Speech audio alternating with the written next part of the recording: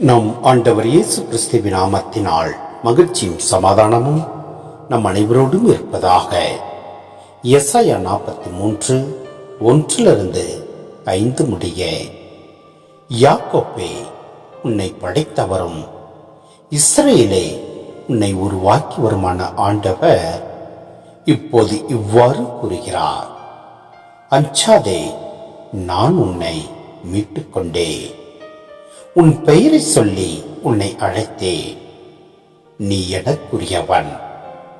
நீர்நிலைகள் வழியாக நீ செல்லும் போது நான் உன்னோடு இருப்பேன். ஆறுகளை கடந்து போகும்போது அவை உன்னை முழுகடிக்க மாட்டா.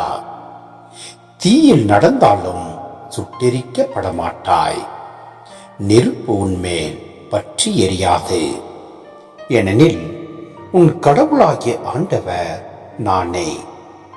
இஸ்ரேலின் தூயவரும் உன்னை விடுவிப்பவரும் நானே.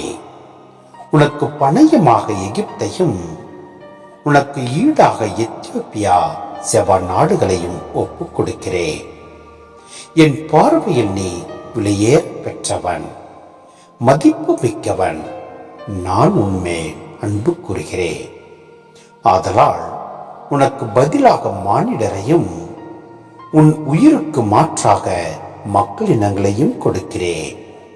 அஞ்சாதே, ஏனெனில் நான் உன்னோடு இருக்கின்றேன். கிழக்கிலிருந்து உன் வழிமறைவை அழைத்து வருவேன். மேற்கிலிருந்து உன்னை ஒன்று திரட்டுவேன். சிந்தனை. இப்பகுதியானது ஒரு புதிய விடுதலை பயணத்தை பற்றி உரைக்கிறது. இஸ்ரேலை தம் மக்களாக தேர்ந்தெடுத்தவர் ஆண்டவர்.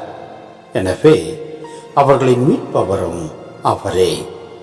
இஸ்ரேலை மீட்பதற்காக எகிப்தையும் எத்தியோப்பியாவையும் செபாவையும் பாரசீக மன்னர் வெற்றி கொள்ள ஆண்டவர் வழிவகுக்கிறார். நாற்பக்கமும் சிதறுண்டு கிடக்கும் இஸ்ரேல் மக்களை ஒன்றிணைத்து ஒரு புதிய விடுதலை பயணத்தை அவர் செய்து முடிப்பார். நம் ஆண்டவர் நம்மை ஒவ்வொருத்தரையும் தேர்ந்தெடுத்துள்ளார்.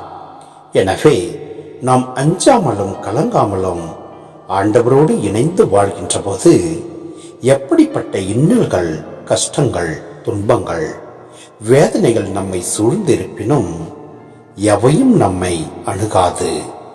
நம் ஆண்டவர் நம்மை உயர்த்துவார், ஆசீர்வதிப்பார். ஆமென்.